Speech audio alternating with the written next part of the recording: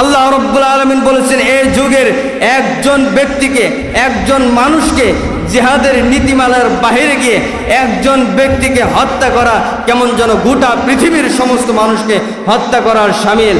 যে ব্যক্তি একজন ব্যক্তিকে হত্যা করতে পারে সে কেমন যেন গোটা পৃথিবীর মানুষকে হত্যা করলো। আর যে সমস্ত ব্যক্তিরা একজন ব্যক্তিকে হত্যা করে গোটা পৃথিবীর সমস্ত মানুষ হত্যা করার গুনাহ নিজের আমল নামায় নিল, আর যাই হোক এই ব্যক্তিটা কোশ্চিনকালেও হক হতে পারে না। কথা বলেন ঠিক কিনা? যত নামাজ রয়েছে, ফরজ বলেন, ওয়াজিব বলেন, সুন্নত বলেন, নফল বলেন, সর্বপ্রকারের নামাজের মধ্যে সূরাতুল ফাতিহা আমরা সবাই বাধ্যতামূলকভাবেই পড়ি। সূরা ফাতিহা আমরা কখনো বাদ দিই না, কারণ রাসূল আকরাম সাল্লাল্লাহু আলাইহি ওয়াসাল্লাম বলেছেন, লা সালাতা লিমান লাম ইয়াকরা বিফাতিহাতিল কিতাব। সূরা ফাতিহা ছাড়া নামাজ হয় না। এই সূরাতুল ফাতিহার মধ্যে আমরা আল্লাহ তাআলার কাছে একটা প্রার্থনা করি, আল্লাহ তাআলার কাছে দোয়া করি। জামাতের সাথে নামাজ পড়লে ইমাম সাহেব দোয়া করেন আর আমরা আমিন বলি। এছাড়াও ব্যক্তিগতভাবে একাকী নামাজে আমরা নিজেরাই এই দোয়াটা আল্লাহ তাআলার কাছে করি, সেটা হচ্ছে ইহদিনাস সিরাতাল মুস্তাকিম, ইহদিনাস সিরাতাল মুস্তাকিম, সিরাতাল্লাযীনা আন'আমতা আলাইহিম গায়রিল মাগদুবি আলাইহিম ওয়ালাদ-দাল্লিন। আল্লাহ তাআলার কাছে আমরা দোয়া করি, হে আমাদের প্রতিপালক, হে আমাদের রব, আপনি আমাদেরকে দেখান সরল সঠিক পন্থা, সরল সঠিক পথের দিকে আমাদেরকে হেদায়েত দান করুন, যেই পথে চলে সরাসরি গন্তব্য তথা জান্নাতে পৌঁছা যায়। সিরাতাল্লাযীনা আন'আমতা আলাইহিম, ওই পথ যেই পথে চলার কারণে আপনার ঈমানদার বান্দারা আপনার কাছ থেকে নিয়ামত প্রাপ্ত হয়েছে। তাদের পথ নয় যারা পথভ্রষ্ট হয়ে গেছে এবং গুমরাহ হয়ে গেছে। যারা গুমরাহ হয়ে গেছে, পথভ্রষ্ট হয়েছে, অভিশপ্ত হয়েছে, তাদের রাস্তা থেকে আমাদেরকে হেফাজতে রাখুন। প্রত্যেক নামাজে আমরা আল্লাহ তাআলার কাছে এই প্রার্থনা করি। আমাদের এই প্রার্থনা যদি মন থেকে হয়, ইখলাসের সাথে হয়, বুঝে শুনে হয়, আশা করা যায় আল্লাহ রাব্বুল আলামিন আমাদের প্রার্থনা কবুল করবেন এবং হক পথে পরিচালিত করবেন। আমরা এই আশা আল্লাহ তাআলার কাছে রাখি। আল্লাহ তাআলা কবুল ও মঞ্জুর করেন, সকল বলেন আমিন। আমরা আল্লাহ সুবহানাহু ওয়া তাআলার কাছে সিরাতে মুস্তাকিম কামনা করি। সিরাতে মুস্তাকিম এমন এক পথ, যেই পথ হচ্ছে সরল এবং সহজ, যে পথে চলতে গেলে বাড়াবাড়ি নাই, যে পথে চলতে গেলে সারাসারি নাই, যে পথে অতিরঞ্জন নাই, যে পথে অতিবর্জন নাই। অতিরঞ্জন আর অতিবর্জনের মাঝখানে মধ্যম পন্থা, তার নাম হচ্ছে সিরাতে মুস্তাকিম। আল্লাহ সুবহানাহু ওয়া তাআলা রাসূলকে সিরাতে মুস্তাকিম দিয়ে এই পৃথিবীতে প্রেরণ করেছিলেন। আল্লাহ রাসূল সাল্লাল্লাহু আলাইহি ওয়াসাল্লাম বলেছেন, সিরাতে মুস্তাকিমের উপরে যারা অটল থাকবে, অবিচল থাকবে, তারা হচ্ছে নাজাত প্রাপ্ত। আর যারা সিরাতে মুস্তাকিমের উপর অটল থাকতে পারবে না, তারা বিভ্রান্ত ও পথভ্রষ্ট। এইবার প্রশ্ন করতে পারেন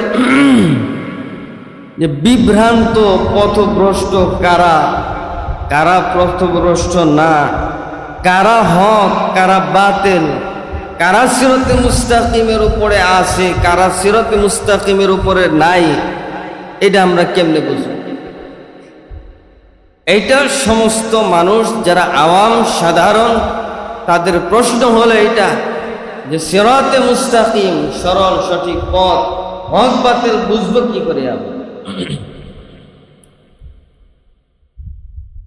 মূলত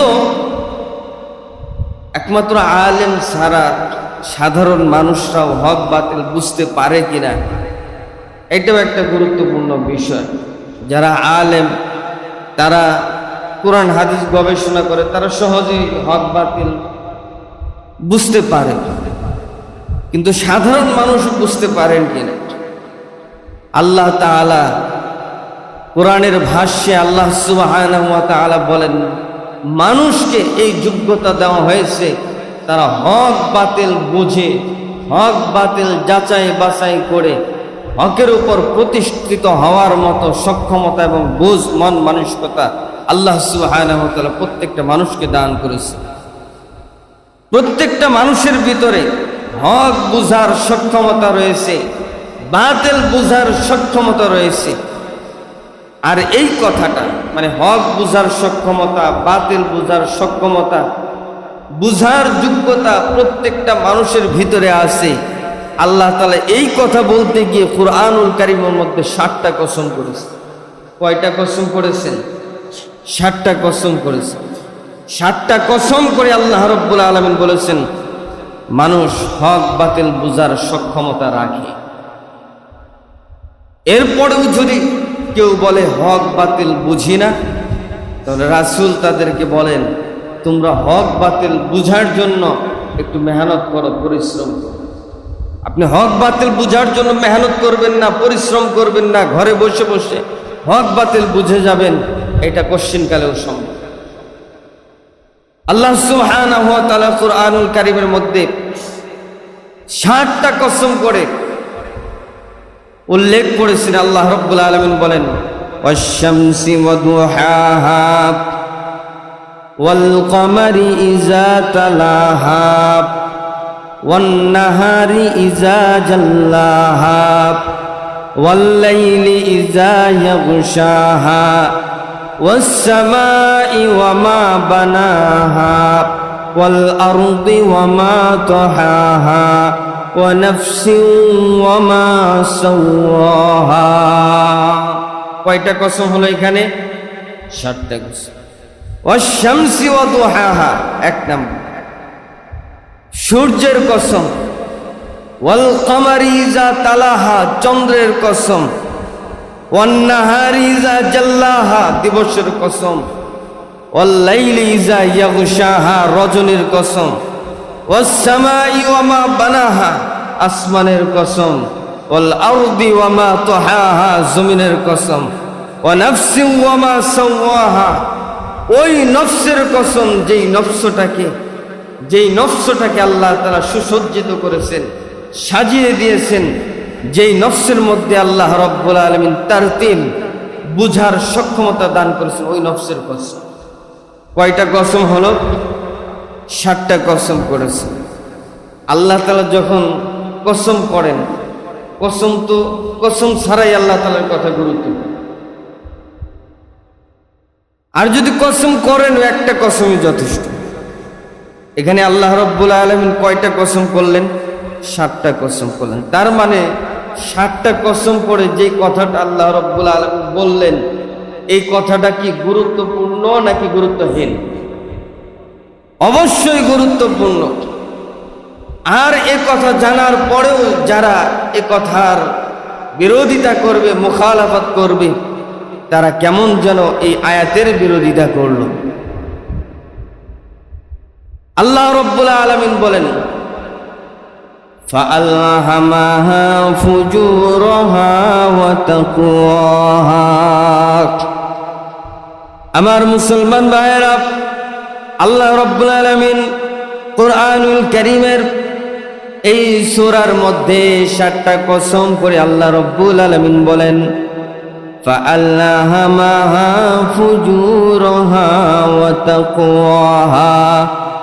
প্রত্যেকটা মানুষকে আমি এমন একটা বিবেক দান করেছি, প্রতিটা মানুষকে এমন একটা মস্তিষ্ক আমি দান করেছি, যেই মস্তিষ্ক দিয়া, যেই বিবেক দিয়া সে দুনিয়াতে কোনটা খারাপ কোনটা ভালো যাচাই বাছাই করতে পারে।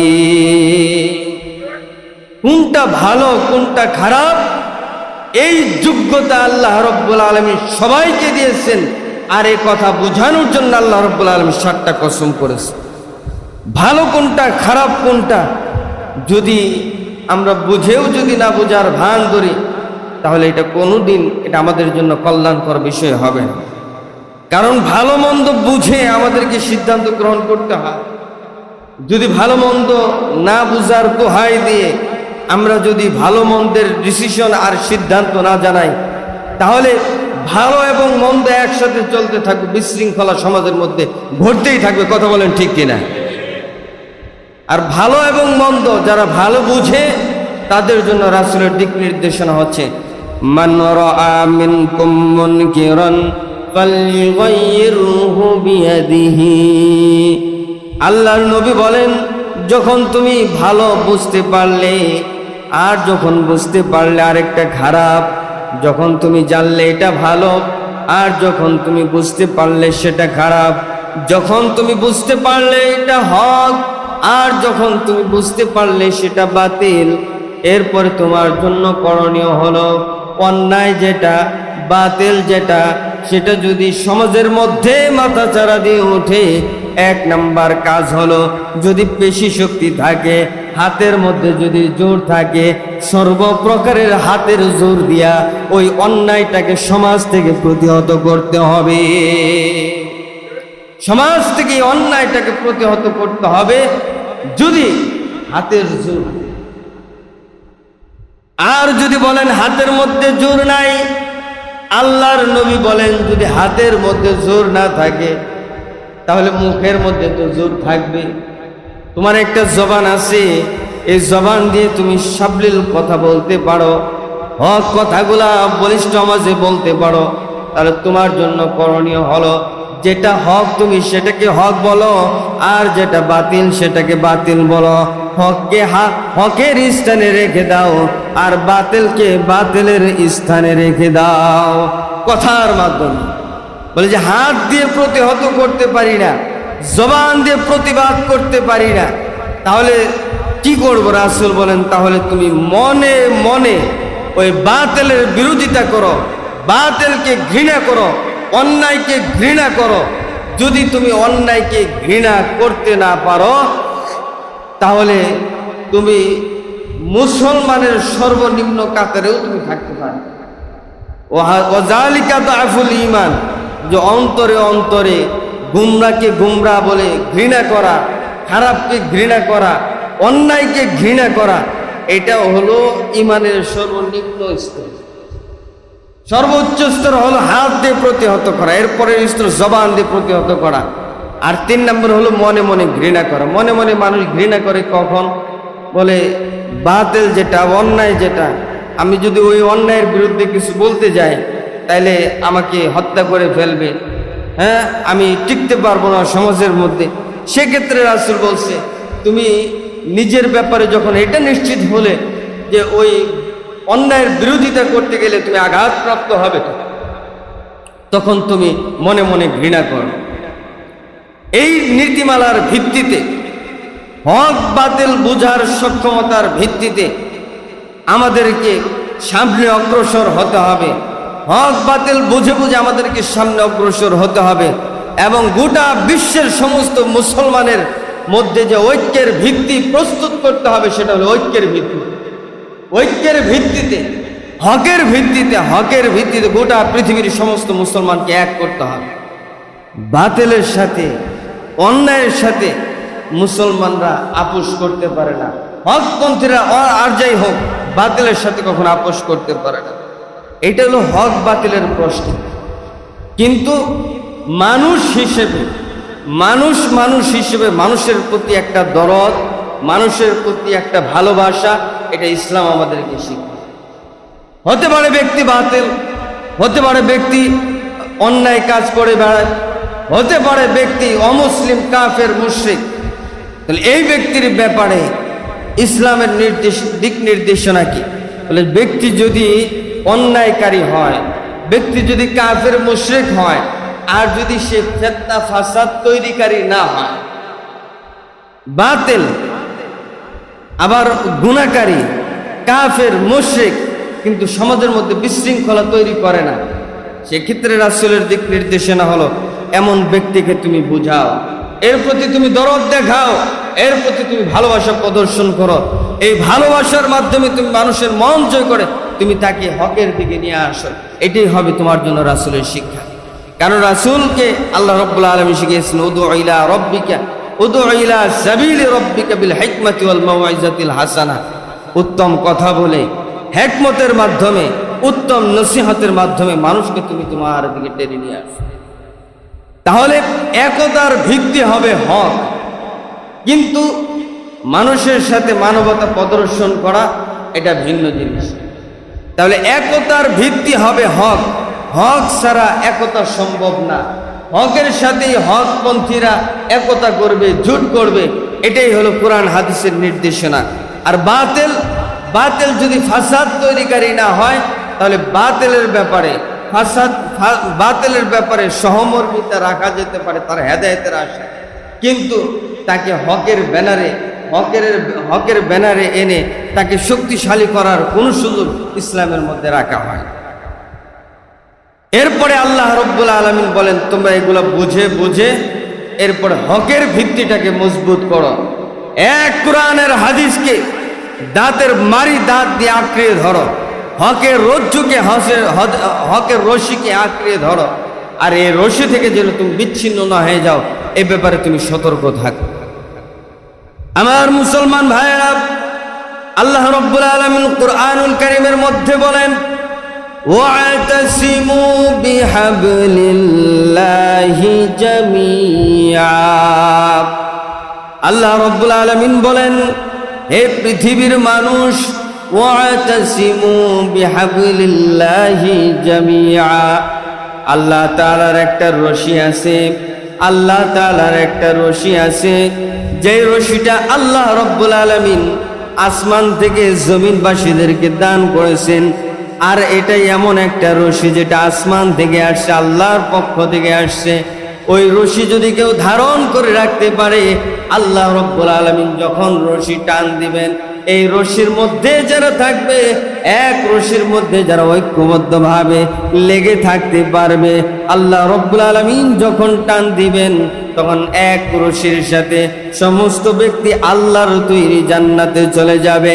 এ কারণে আল্লাহ রাব্বুল আলামিন বলেন, হকের এই রশিটাকে ওয়াতাসিমু বিহাবলিল্লাহি জামিআ, সম্মিলিতভাবে, ঐক্যবদ্ধভাবে কোরআন হাদিসের ভিত্তিটাকে, কোরআন হাদিসের হাবল, কোরআন হাদিসের রশি, কোরআন হাদিসের রজ্জুকে শক্তভাবে ধারণ করে রাখো, যেন তোমাদের এই রশিটাকে কেউ কেটে না দিতে।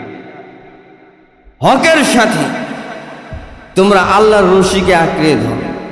আবার এদিকে রাসূল সাল্লাল্লাহু আলাইহি সাল্লাম বললেন, এই পৃথিবীতে দল হবে বনি ইসরাইলদের মতো। বনি ইসরাইলের মধ্যে যদি দল হয় ৭২টা, আমার উম্মতের মধ্যে দল হবে ৭৩।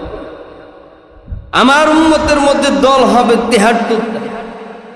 বনি ইসরাইলের মধ্যে ছিল ৭২টা। এবার কথা হলো, এই যে ৭২ দল বুঝবো কেমনে, এক হক দল বুঝবো কেমনে? যারা সমাজের মধ্যে দিনের কাজ করে তারা সবাই তো নিজেকে হক দাবি করে, কথা বলেন ঠিক কিনা? হিজবুত তাওহীদের ইমাম, সেও নিজেকে হক দাবি করে।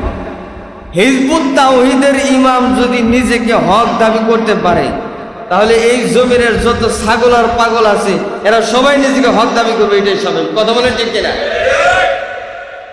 কারণ হিজবুত তাওহীদের ইমাম নিজেকে হক দাবি করাটা যদি পসিবল হয়, তাহলে অন্য সব ধরনের মানুষ নিজেদেরকে হক দাবি করতে পারে। এটা স্বাভাবিক, কারণ সামাজিক পরিস্থিতি এখন ওই রকম সহজ।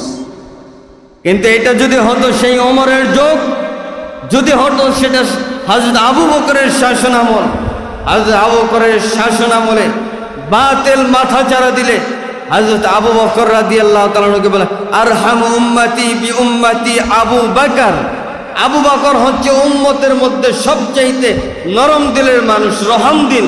তার হৃদয়টাকে আল্লাহ রাব্বুল আলামিন দরদ, মায়া, মমতার ভালোবাসা দিয়ে ভরে ফেলছেন।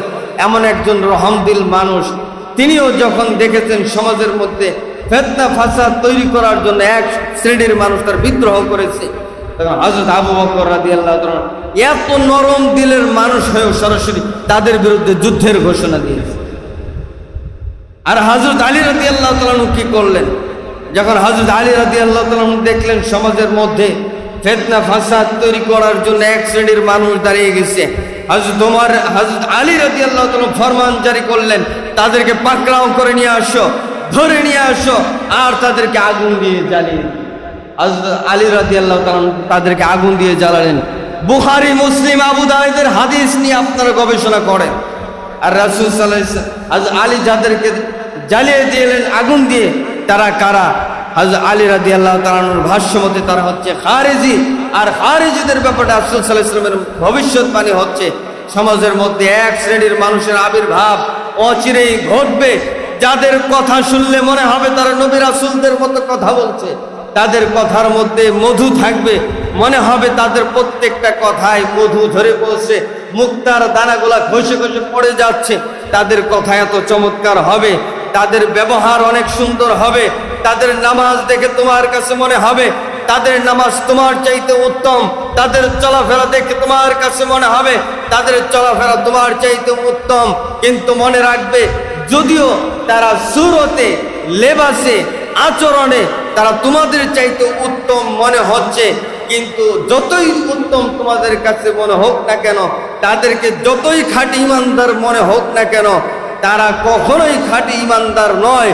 তাদের উদাহরণ, তাদের উপমা হলো ওই তীরের মতো, যেই তীর একজন নিক্ষেপকারী নিক্ষেপ করেছে, তীর লেগেছে একটা সিংহের গায়ে অথবা এক হরিণের গায়ে, আর এই তীরটা সেই হরিণের পেট ভেদ করে এত দ্রুত গতিতে বের হয়ে গেছে যে তীরের মাথায় অগ্রভাগে কোনো রক্ত ছিল না, মাঝখানে কোনো রক্ত ছিল না, ওই তীরের শেষ ভাগে কোনো রক্ত ছিল না। এই তীর দ্রুত গতিতে বের হয়ে যাওয়ার কারণে যেমন তার গায়ে ওই প্রাণীর এক ফোঁটা রক্ত তীরের মধ্যে অবশিষ্ট ছিল না, অনুরূপভাবে খারেজি এই ফিতনা ফাসাদ যারা তৈরি করে, যদিও তাদেরকে দেখলে খাঁটি ইমানদার, খাঁটি মুসলমান মনে হয়, কিন্তু তারা ইসলাম থেকে এমন ভাবে খারেজ হয়ে যাবে, ইসলামের সিটা ফুটা তাদের দেহে থাকবে না। রাসূলের হাদিস, বুখারীর হাদিস, মুসলিমের হাদিস, আবু দাউদের হাদিস, নাসাই শরীফের হাদিস, ইবনে মাজার হাদিস। যদি বিশ্বাস না হয় 6 কিতাব নিয়ে আসুন, 6 কিতাব থেকে দেখিয়ে দেবেন। হযরত আলী রাদিয়াল্লাহু তাআলা তাদেরকে আগুন দিয়ে জ্বালিয়ে দিলেন। যদিও হযরত আলীকে জানানো হলো আগুন দিয়ে মানুষকে জ্বালিয়ে দেওয়া, প্রাণীকে জ্বালিয়ে দেওয়া এটা শুধুমাত্র আল্লাহর অধিকার, আল্লাহ ছাড়া আর কেউ কাউকে আগুন দিয়ে জ্বালাতে পারে না। তুমি তাকে হত্যা করতে পারো, কিন্তু আগুন দিয়ে মানুষ জ্বালাতে পারো না। আলী রাদিয়াল্লাহু তাআলা বললেন, ঠিক আছে, আমি আগুন দিয়ে জ্বালাবো না, কিন্তু ফাসাদ যারা তৈরি করবে তাদেরকে আমি হত্যা করে ছাড়বো। আলী রাদিয়াল্লাহু তাআলা সিদ্ধান্ত। তো আশিদ্দাহুম আলাল কুফারি রুহামাউ বাইনাহুম, মুসলমানদের কিছু নীতিমালা থাকতে হয়, মুসলমানদের কিছু নীতিমালা থাকতে হয়। কিছু কিছু ক্ষেত্রে মুসলমানদের শক্ত অবস্থানে থাকতে হয়, কারণ একটা স্লোগান আছে আমাদের সমাজ, সেটা হলো ইসলাম শান্তির ধর্ম। ইসলাম যে শান্তির ধর্ম, এই স্লোগানটা আপনি ভাবতে পারেন সর্বপ্রথম মুসলমানরাই দিয়েছে, কিন্তু ইসলাম শান্তির ধর্ম, নিঃসন্দেহে এটা ইসলাম শান্তির ধর্ম। এটা পৃথিবীর কোনো অমুসলিম, কোনো মুসলিম এটা অস্বীকার করতে পারবে না যে ইসলাম শান্তির ধর্ম। বরং প্রত্যেকটা মানুষকে, বুঝমান হোক আর অবুঝমান হোক, তাকে এটা স্বীকার করতে হবে ইসলাম শান্তির ধর্ম। কথা বলেন ঠিক কিনা? এটা নিশ্চিত। কিন্তু এই স্লোগানটা হাটে বাজারে, মাঠে ঘাটে যারা মিডিয়ায় প্রচার করে তারা কারা, তাদেরকেও আমাদের জানতে হবে। সর্বপ্রথম এই স্লোগান যিনি দিয়েছিলেন তিনি হচ্ছেন খ্রিস্টান ধর্মাবলম্বী, যিনি ফাসাদ তৈরিকারী। তিনি স্লোগান দিয়েছিলেন ইসলাম শান্তির ধর্ম।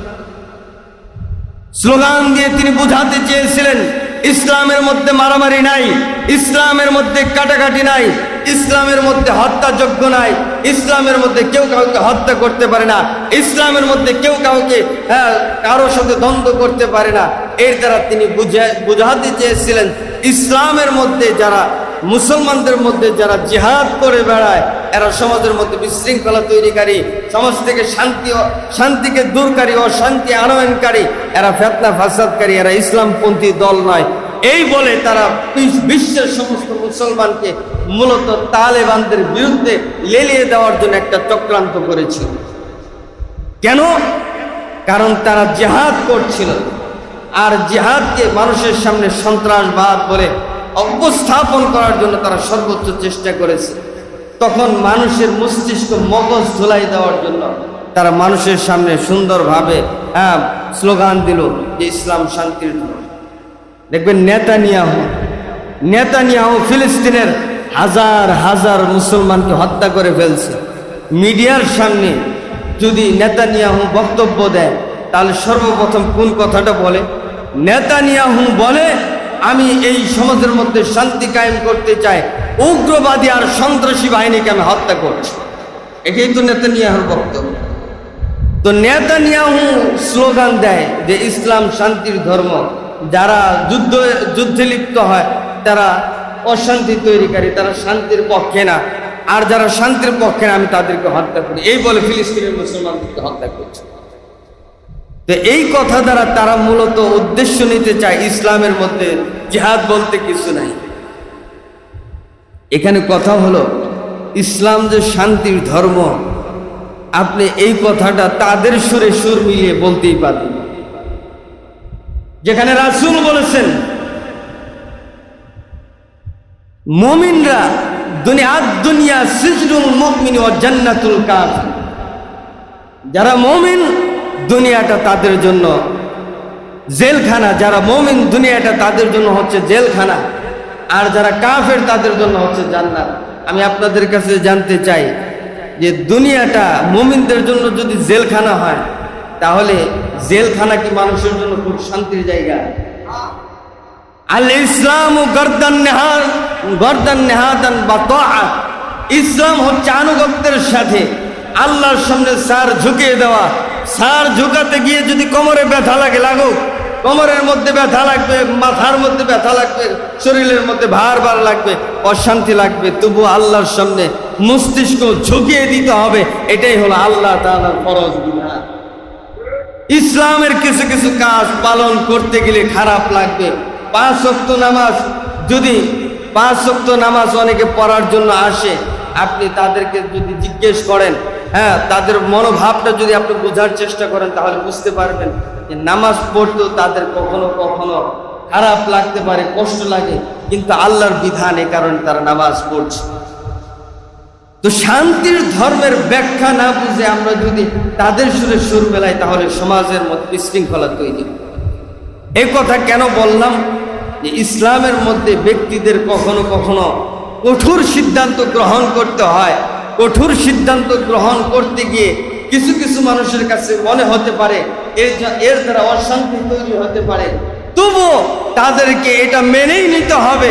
যদিও অশান্তির মতো দেখা যায়, কিন্তু এটা ইসলামের বিধান, এটা মেনেই নিতে হবে, ইসলামের সঙ্গে মাথা ঢুকিয়ে দিতে হবে। আল্লাহ রাব্বুল আলামিন বলেন, এই নীতিমালাগুলোর ভিত্তিতে তোমরা এক হও, এই নীতিমালার ভিত্তিতে তোমরা বিচ্ছিন্ন হও। আর যদি আল্লাহ তাআলার জন্য এক হতে পারে, আল্লাহর আরশের ছায়ার নিচে স্থান পাবে। আর যদি আল্লাহর মহব্বতে, আল্লাহর জন্য যদি তোমরা বিচ্ছিন্ন হতে পারো, তাহলে তার জন্য তোমরা আল্লাহর আরশের ছায়ার নিচে স্থান পাবে।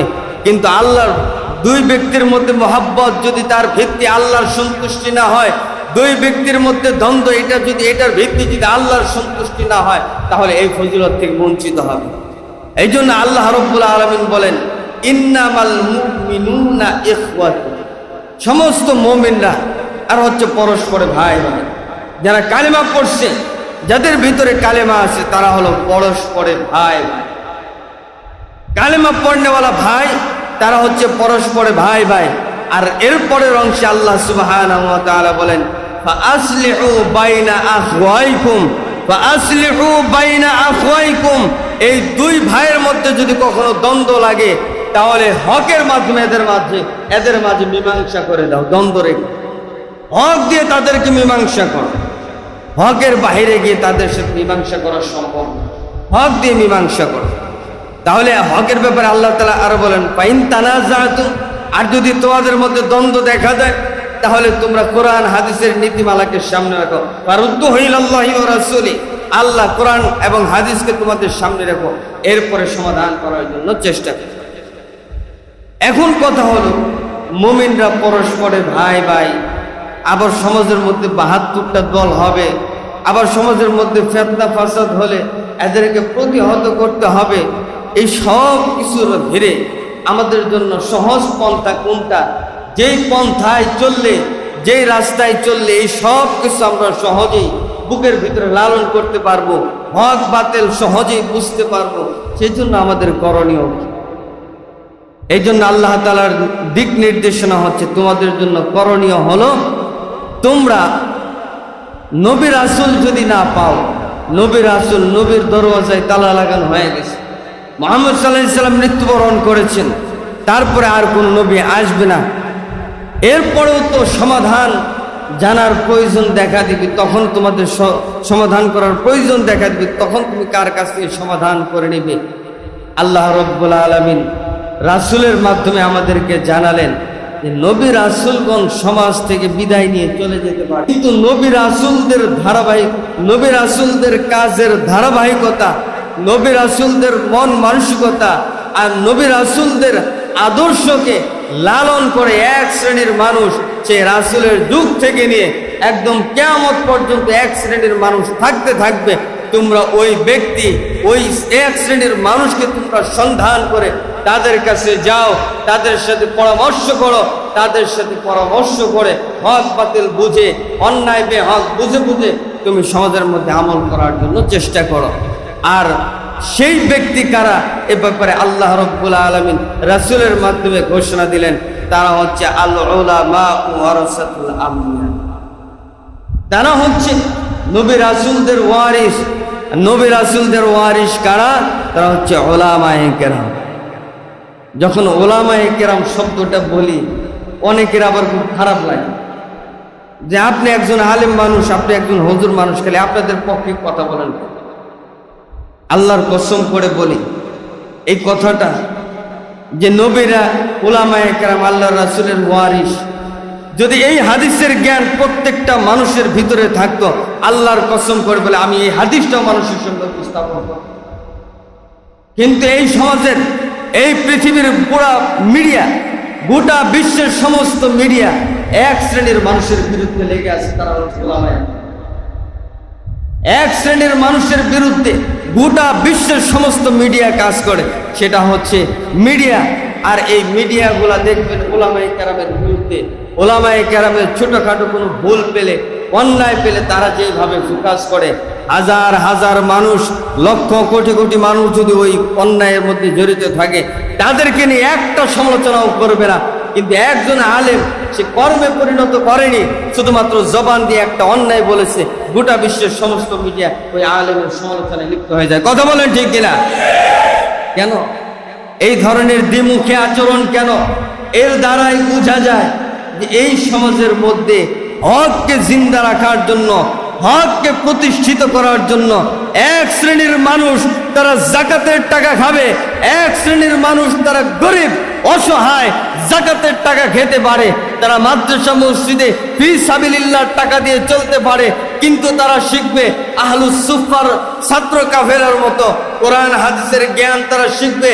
আর এই কোরআন হাদিসের জ্ঞান প্রকাশ করার জন্য, সমাজের মধ্যে উন্মোচন করার জন্য যদি নিজেদের জীবনকে উৎসর্গ করে দিতে হয়, এই শ্রেণীর মানুষগুলা হক চিন্তা করার জন্য নিজেদের জীবনকে উৎসর্গও করে দিতে পারে। কথা বলেন ঠিক কিনা? এই সমাজের এক শ্রেণীর মানুষ নিজেদের রক্ত ঝরানোর জন্য যতটা ইখলাসের সাথে ময়দানে নামতে পারে, এই পৃথিবীর কোনো মানুষকে এইভাবে রক্ত ঝরানোর জন্য স্বতঃস্ফূর্তভাবে ময়দানে ঝাঁপিয়ে পড়তে দেখবেন। আপনি যদি বলেন জুলাই মাস চলছে, অভ্যুত্থানের বছর, অভ্যুত্থানের মাস, আপনি যদি জুলাই অভ্যুত্থানটাকে শুধুমাত্র এক শ্রেণীর দিকে ঠেলে ঠেলে নিয়ে যেতে থাকেন, তাহলে এটা আপনি জাতির সাথে গাদ্দারি করলেন।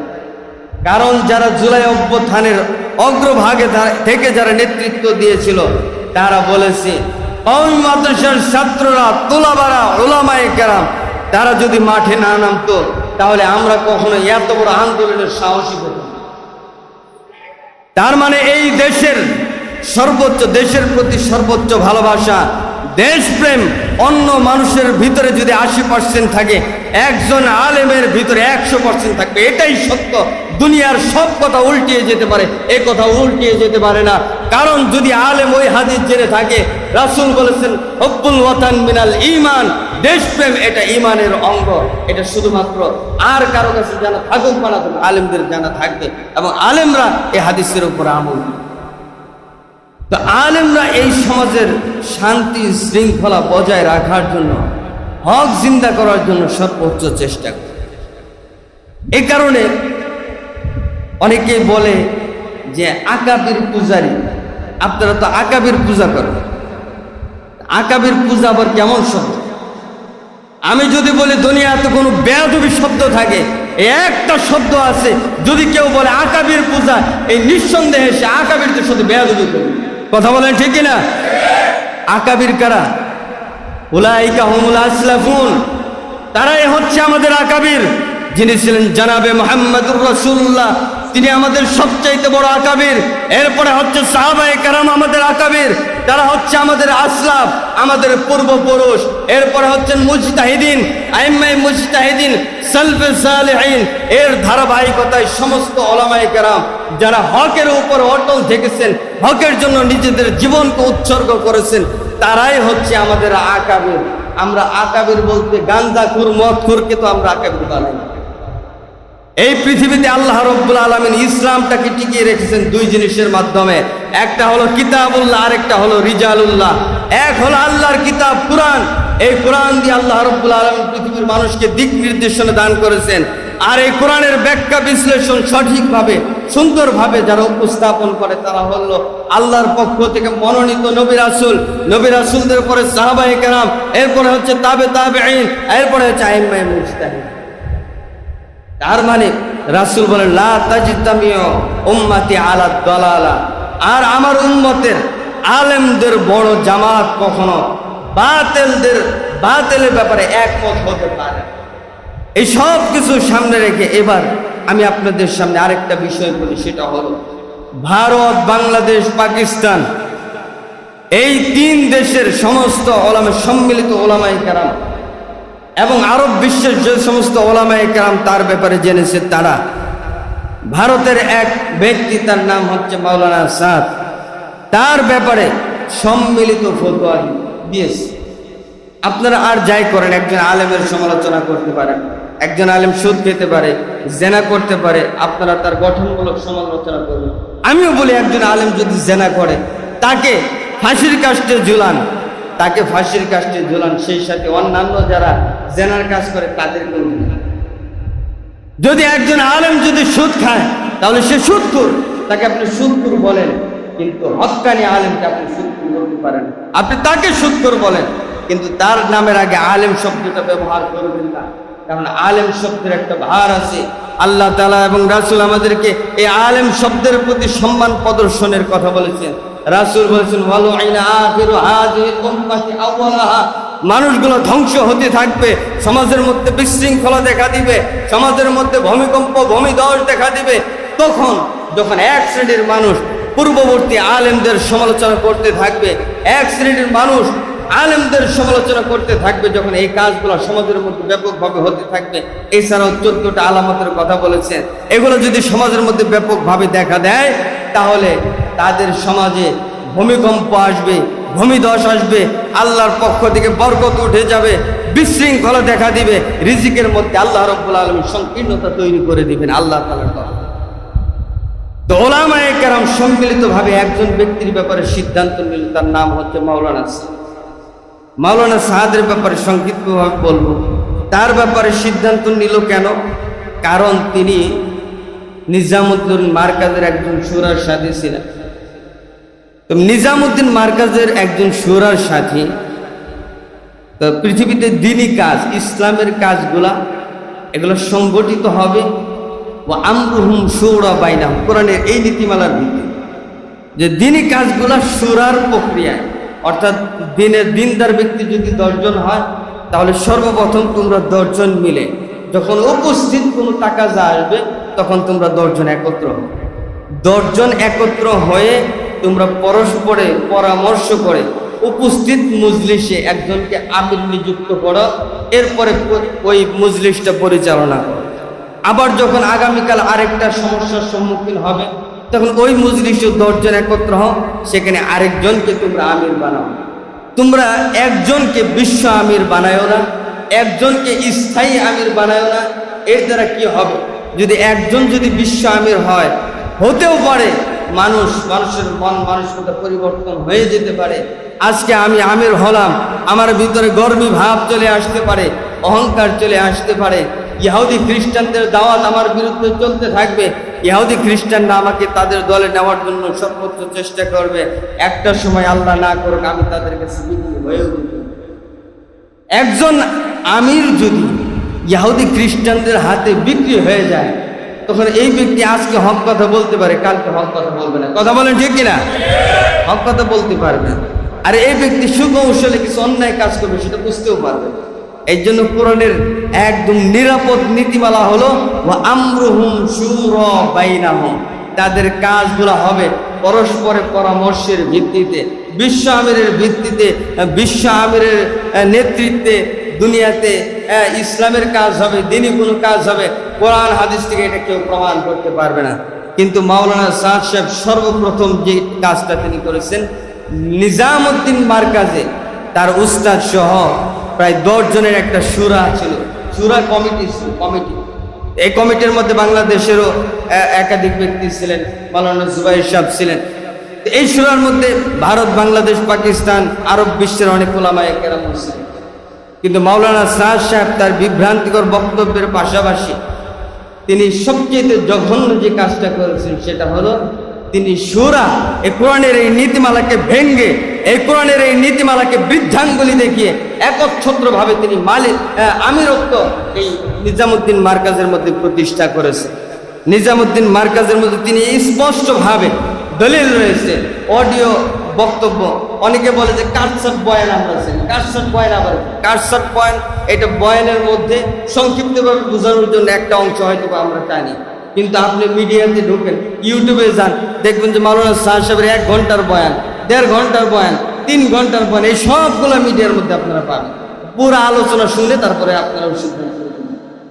বাদ বাকি ফতোয়ার কাগজে যদি সে 2 ঘন্টার বয়ান লেগে, এইভাবে সে তার সারা জীবনে 30-40টা বয়ান করছে, সবগুলা বয়ান যদি ওই ফতোয়ার কাগজের মধ্যে লেখে তারপরে যদি ফতোয়া দেয়, তাহলে বলেন একজন ব্যক্তিকে ফতোয়াটা বুঝতে সহজ হবে না কঠিন হবে? কঠিন হবে। আর যদি বিভ্রান্তিকর বক্তব্যগুলা মার্ক করে সংক্ষিপ্তভাবে আলোচনা করা হয়, এরপরে কোরআন হাদিসের নীতিমালার ভিত্তিতে যদি ফতোয়া দেওয়া হয়, তাহলে সেটা মানুষের জন্য বোঝা সহজ। তো 1 নম্বর অন্যায় কাজ করলেন, তিনি আমিরত্ব কায়েম করলেন। এবং তিনি এই কথাও বলেছেন, যদি তোমরা আমাকে আমির না মানো তাহলে জাহান্নামে যাও, যদি আমাকে আমির না মানো তাহলে তোমরা জাহান্নামে যাও। এই ধরনের জঘন্য কথা অন্তত পক্ষে আর যাই বলো দিনের দায়ীরা বলতে পারে না। কথা বলেন ঠিক কিনা? এরপরে তিনি আরেকটা বিভ্রান্তিকর বক্তব্য দিলেন, যেই বিভ্রান্তিকর বক্তব্যের ভিতরে ফতোয়া আসছে। তিনি বললেন হযরত মুসা আলাইহিস সালাতু ওয়াস সালাম তিনি তার উম্মতকে ছেড়ে দিয়ে তিনি যে আল্লাহ তাআলার সান্নিধ্য লাভের জন্য নির্জনে চলে গেলেন, এর দ্বারা তার উম্মত গুনাহ করেছে, তার উম্মত গুমরা হয়ে গেছে।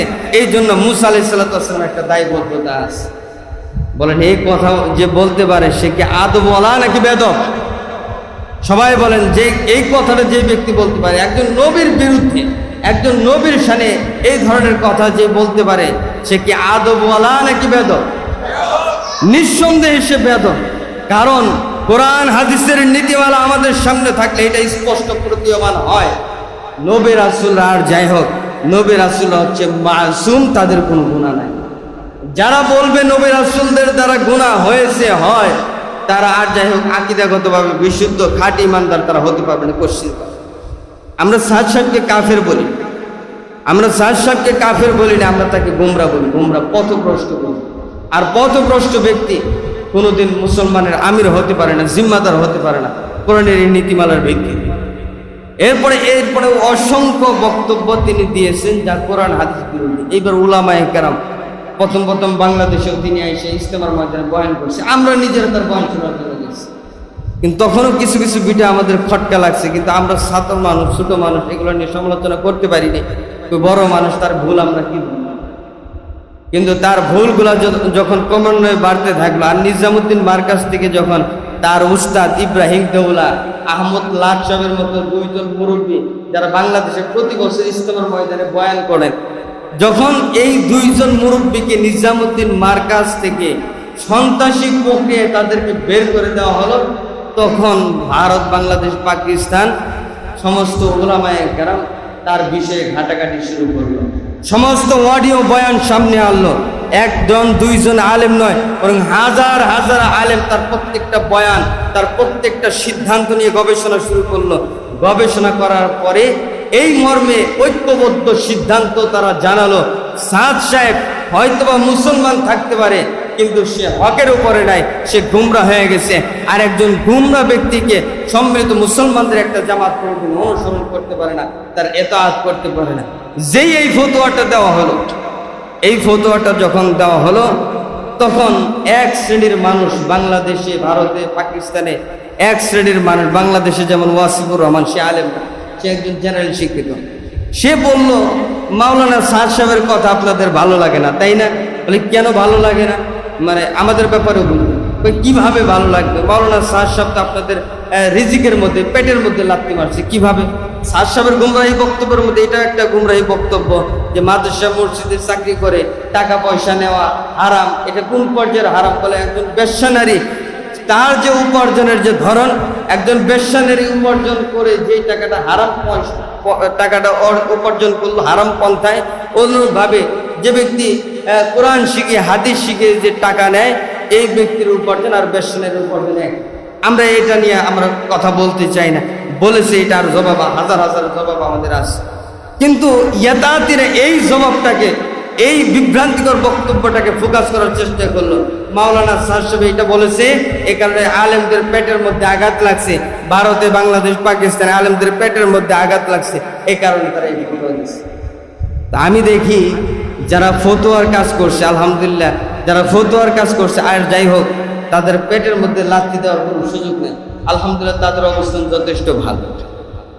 তারা আপনাদের 10 জনের টাকা ছাড়াও তারা সহজেই চলতে পারবে, তাদের নিজেদের ব্যবসা প্রতিষ্ঠান আছে, তারা এক চাকরির উপর মুখাপেক্ষি। যাই হোক, তো ভারতের হাবিবুর রহমান ভাইরাবাদী শাহ, যিনি দারুল উলুম দেওবন্দে পড়ান, সীমিত কিছু হাত খরচ নেন, এর বাইরে তার একটা দাওয়াখানা আছে, ডাক্তারি দাওয়াখানা, সে দাওয়াখানা থেকে এরপরে টাকা নিয়ে তার জীবন পরিচালনা করে। তো ফতোয়াটা দেওয়ার পরে এক শ্রেণীর মানুষের কাছে পছন্দ হলো না। পছন্দ হলো না কেন? তারা আলেমদের কিছু ত্রুটি তাদের সামনে আসলো, কিন্তু তারা এটা ভাবলো না যারা ফতোয়া দিয়েছে তারা তো বিভ্রান্তি করা আলেম। মুফতি আব্দুল মালিক সাহেব, যাকে বাংলাদেশের সব শ্রেণীর মানুষ তাকে মানে আর যাই তাকে হক বলতে বাধ্য, মুফতি আব্দুল মালিক সাহেবের মতো একজন ব্যক্তি যিনি এতদিন মিডিয়ার সামনে কোনোদিন আসেন, আব্দুল মালিক সাহেব ফতোয়া দিয়েছেন। হাটহাজারী, মেহফল, তারপরে হচ্ছে রাহমানি, মালিবাগ, ফরিদাবাদ, এই সব মতের সমস্ত উলামায়ে কেরাম ঐক্যবদ্ধ হইয়া দারুল উলুম দেওবন্দের ফতোয়ার উপর গবেষণা করে তারপরে তাদের ফতোয়ার উপরে একত্রতা প্রকাশ করেছে। এরপরে সম্মিলিত সিদ্ধান্ত হলো এই যে বাংলাদেশে মাওলানা সাদ সাহেব ততদিন পর্যন্ত আসতে পারবে না যতদিন পর্যন্ত তার ভুল স্বীকার করবে এবং ভুল স্বীকার করে তওবা না করবে। যদি ভুল স্বীকার করে তওবা করে নেয়, তাহলে বাংলাদেশের উলামায়ে কেরাম যেমন সম্মিলিতভাবে তার বিরোধিতা করেছিলাম, যদি সে তওবা করে নেয়, তাহলে আমরা বাংলাদেশ সমস্ত উলামায়ে কেরাম মাওলানা সাদ সাহেবকে ফুলের মালা পরিয়ে এরপরে ইজতেমার ময়দানে বসিয়ে বয়ান করাবো এবং আখিরি মুনাজাত করাবো। এটাই সমস্ত উলামায়ে কেরামের বক্তব্য। কিন্তু সাদ সাহেবকে ভুল সংশোধনের সুযোগ আমরাই করে দেইনি। এক শ্রেণীর মানুষ আমরা তার পক্ষে কথা বলেছি। এক শ্রেণীর মানুষ বলেছে দুনিয়া উল্টিয়ে যাক, আমরা মাওলানা সাহেব সাহেবের অনুসরণ ছাড়বো না, মাওলানা সাহেব সাহেবের পক্ষে আছে। একজন ব্যক্তি যখন দেখে তার ডানে 10 জন আছে, সামনে 10 জন আছে, বামে 10 জন আছে, পিছনে 10 জন আছে, তখন সে ভাবে আমার সামনে পিছনে 40 জন আছে, তার মানে আমি কি হনুরে, আমারে কে বাতিল বলে। এটাই হলো সাদ সাহেবের বিরুদ্ধে। সাদ সাহেবের ব্যাপারে মোহাম্মত আগে যেমন ছিল এখনো আছে, যদি সে বিভ্রান্তিকর বক্তব্য থেকে রুজু করে নেয়। কিন্তু এই বক্তব্যের ভিত্তিতে ওলামায়ে কেরাম যখন সিদ্ধান্ত জানিয়ে দিল বাংলাদেশে সাদ সাহেব আসতে পারবে না, এটা নিয়ে দ্বন্দ্ব তৈরি হলো। তারপরে কাকরাইলের মধ্যে বিভাজন হলো। মাওলানা ওয়াসিফুর রহমান, তিনি তো আগে থেকে প্রভাবশালী, টাকা পয়সার অভাব নাই, তার ব্যাপারে মাওলানা ওয়াসিফুর রহমানের ব্যাপার মানে ওয়াসিফুর রহমান, তার ব্যাপারে ওই কাকরাইল মসজিদ ভবন নির্মাণের জন্য লক্ষ লক্ষ টাকা তার ব্যাংক অ্যাকাউন্টে জমা হয়েছে। তার খেয়ানতের অভিযোগ ডকুমেন্ট সহকারে, দলিল সহকারে প্রফেসর মুশফিক তার মৃত্যুর আগে, প্রফেসর মুশফিক সাহেব ওয়াসিফুর রহমান সাহেবের ব্যাপারে মৃত্যুর আগে তিনি বলেছিলেন, মাওলানা ওয়াসিফুর রহমান সাহেব তিনি কিন্তু কাকরাইল মসজিদের লক্ষ কোটি কোটি টাকা তিনি আত্মসাৎ করছেন। এই ব্যাপারে ওলামায়ে কেরাম সচেতন হন। তখন ওলামায়ে কেরাম মুশফিকুর রহমান স্যারের কথা গ্রহণ করেন নাই। এমনকি তিনি ভাবলেন ওয়াসিফুর রহমান সাহেবকে আমরা মহব্বত করি, সে কি গুমরা হতে পারে কিনা। তো কিছু সময় তার জন্য যাচাই বাছাই করা হলো। যাচাই বাছাই করার পরে দেখা গেল অভিযোগগুলো সব, কিন্তু তারপরও দিনের এক বৃহৎ স্বার্থে ওয়াসিফুর রহমান সাহেবের বিষয়টাকে গোপন রাখা হলো, যেন দিনের মধ্যে ফাসাদ তৈরি না হয়। কিন্তু সাদ সাহেব প্রসঙ্গে আর কোনোভাবে বিষয়টা ধামাচাপা দেওয়া যায় না, কারণ সাদ সাহেবকে সবাই বিশ্ব আমির মানা শুরু করবে। একজন বিশ্ব আমির যদি পথভ্রষ্ট হয়, তার অনুসারী যারা থাকবে তারা সবাই তো পথভ্রষ্ট হবে। কথা বলেন ঠিক কিনা? তো এক তো সাদ সাহেবের অনুসরণ করছে, অনুসরণ করতে গিয়া তারা যেটা করলো, তারা সবাই সম্মিলিতভাবে আলেমদের বিরুদ্ধে অবস্থান ঘোষণা করলো, শেষ করে দিচ্ছে। আলেমদের বিরুদ্ধে অবস্থান ঘোষণা করলো এবং টঙ্গীর ইজতেমায় 2018 সালে হাজার হাজার ছাত্রদেরকে আহত করেছে। তারপরে 24-এ তারপর একাধিক হাটি ইমানদার মুসলমানকে নামাজরত অবস্থায়, ঘুমন্ত অবস্থায় তাদের উপর আক্রমণ করে মানুষকে হত্যাও করে ফেলছে। তাহলে কোরআন হাদিসের নীতিমালা, কোরআনের মধ্যে সূরা মাইদার 31 নম্বর আয়াতের মধ্যে আপনি খুলেন আর দেখেন, আল্লাহ রাব্বুল আলামিন বলেছেন এই যুগের একজন ব্যক্তিকে, একজন মানুষকে জিহাদের নীতিমালার বাহিরে গিয়ে একজন ব্যক্তিকে হত্যা করা কেমন যেন গোটা পৃথিবীর সমস্ত মানুষকে হত্যা করার শামিল। যে ব্যক্তি একজন ব্যক্তিকে হত্যা করতে পারে সে কেমন যেন গোটা পৃথিবীর মানুষকে হত্যা করলো। আর যে সমস্ত ব্যক্তিরা একজন ব্যক্তিকে হত্যা করে গোটা পৃথিবীর সমস্ত মানুষ হত্যা করার গুনাহ নিজের আমল নামায় নিল, আর যাই হোক এই ব্যক্তিটা কশ্চিনকালেও হক হতে পারে না। কথা বলেন ঠিক কিনা? আর এটা তো নিঃসন্দেহে একদম নিশ্চিত বিষয়। কয়েকদিন আগে মসজিদে কি হয়েছে না, আমি এটার কথাই বলবো, কিন্তু অন্তত পক্ষে মানুষের এতটুকু সেন্স তো আছে যে ইজতেমার ময়দানে 2বার মারামারি করছে। 2বার মারামারি শব্দটা আমি বলবো, বরং 2বারই তার বাহির থেকে আক্রমণ করছে, বাহির থেকে আক্রমণ করে। এবার অনেকে বলতে পারেন যে ভিতর থেকে উস্কানি দিছে। আমার কথা হলো, ভিতর থেকে যদি উস্কানি দেয় তাহলে উস্কানি শোনার মতো ব্যক্তি লাগবে। তো অবশ্যই উস্কানিমূলক কথা যদি ভিতর থেকে কেউ বলেও থাকে, এই কথাটা শুনলো কারা? অবশ্যই 1-2জন ব্যক্তি শোনার কথা। আমার কথা হলো, যেখানে ওলামায়ে কেরামের তত্ত্বাবধানে ব্যক্তিরা ইজতেমার ময়দানে কাজ করতেছে, এই কাজের মধ্যে তোমাকে ওই ইজতেমার ময়দানে গিয়ে উস্কানিমূলক কথা শুনতে হবে কেন? কথা বলে ঠিক কিনা? এরপরে উস্কানিমূলক কথা বলুক বা না বলুক সেটা বিষয় না। কথা হলো ইসলামের মধ্যে ইখতিলাফ আছে, ইখতিলাফের সাথে ইত্তেহাদও আছে, মতানৈক্য। এটা সাহাবাদের যুগে ছিল, প্রত্যেক যুগে ছিল। ইখতিলাফ থাকবে, কিন্তু সেই ইখতিলাফের জের ধরে একজন ব্যক্তিকে হত্যা করা, একজন ব্যক্তিকে আঘাতপ্রাপ্ত করা, তার দেহ থেকে রক্ত ঝরানো, এই কাজ তোমাদেরকে কোন ইসলাম শিক্ষা দিয়েছে? কথা বলেন ঠিক কিনা? যারা এই ধরনের অন্যায় কাজের মধ্যে জড়িত হয়েছে, সামাজিকভাবে তাদেরকে বয়কট করতে হবে। সামাজিকভাবে তাদেরকে বয়কট না করা গেলে তারা ওই যে সুন্দর লেবাস ধারণ করে মানুষকে বিভ্রান্ত করতে থাকবে। বিভ্রান্ত করতে করতে তাদের সংখ্যা বাড়বে, আমাদের সংখ্যা আলহামদুলিল্লাহ আলেমদের পরামর্শ নিয়ে যা কাজ করতেছে, তাদের সংখ্যা বাংলাদেশে কি পরিমাণে এটা ইজতেমার ময়দান দেখলেই বোঝা যায়। তো সমস্ত মানুষ আলেমদের, অন্ততপক্ষে আলেমদের ফতোয়াটাকে সম্মান করে, ফতোয়ার আলোকে তারা তাবলীগের কাজ করছে। যারা কাজ করছে হাতে গোনা কয়েকজন ব্যক্তি যারা ফতোয়ার বাইরে গেলে নিজেদের জীবন পরিচালনা করছে, আমি তাদের ব্যাপারে এই এলাকার মুরব্বী যারা আছেন তাদের বলবো, যদি আপনাদের এটা বুঝতে সমস্যা হয় যে হক বাতিল আমরা বুঝতেছি না, রাসূল বলছেন যদি হক বাতিল না বোঝো, মীমাংসার বিষয় সামনে আসে, হক বাতিল না বোঝো, যদি মীমাংসা করে দাও তাহলে এটা আল্লাহ তাআলা রাগের গুসার কারণ হবে। বুখারী মুসলিমের হাদিস। তাহলে কি করতে হবে? রাসূল বলছেন তুমি আগে হক বাতিল বুঝো, হক বাতিল বুঝে কোনটা হক কোনটা বাতিল এটা বোঝার জন্য 3 মাস 6 মাস এরপরে 1 বছরও যদি লাগে সময় নাও।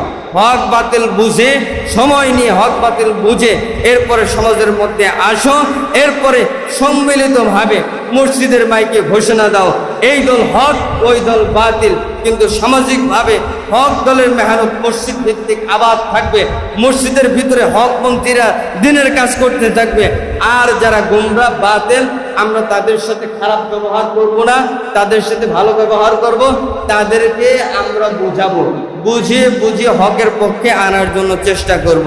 কিন্তু এমন যেন না হয় যে আমরা তাদেরকে হক বুঝাইতে গিয়ে তাদের পক্ষেই চলে গেলাম।